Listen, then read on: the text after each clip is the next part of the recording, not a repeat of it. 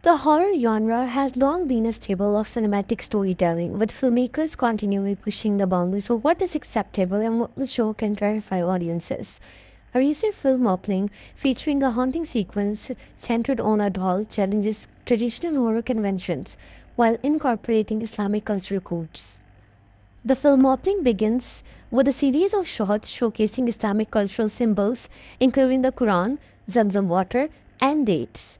These images serve as a note to Islamic tradition and create a sense of familiarity and comfort.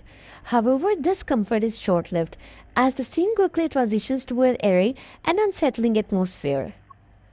The use of zoom in and zoom out shots creates a sense of unease, drawing the audience's attention to specific details.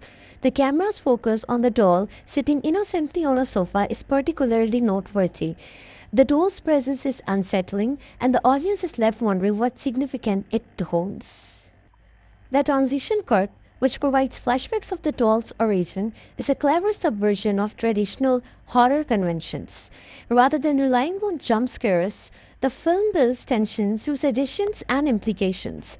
The audience is left to fill in the gaps, making the experience even more unsettling.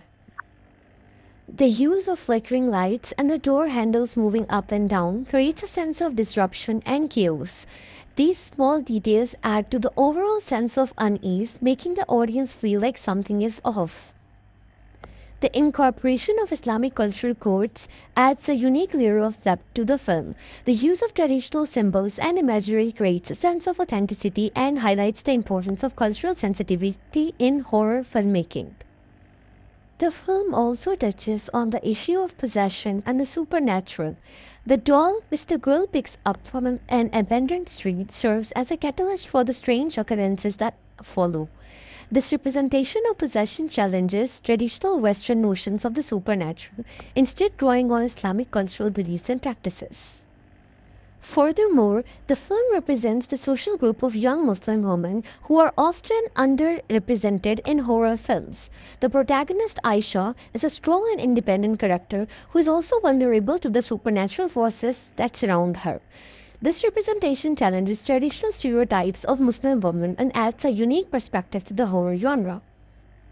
Overall, the film often represents social groups and issues in a way that is both authentic and thought provoking by incorporating Islamic cultural symbols and challenging traditional notions of the supernatural. The film adds a unique perspective to the horror genre.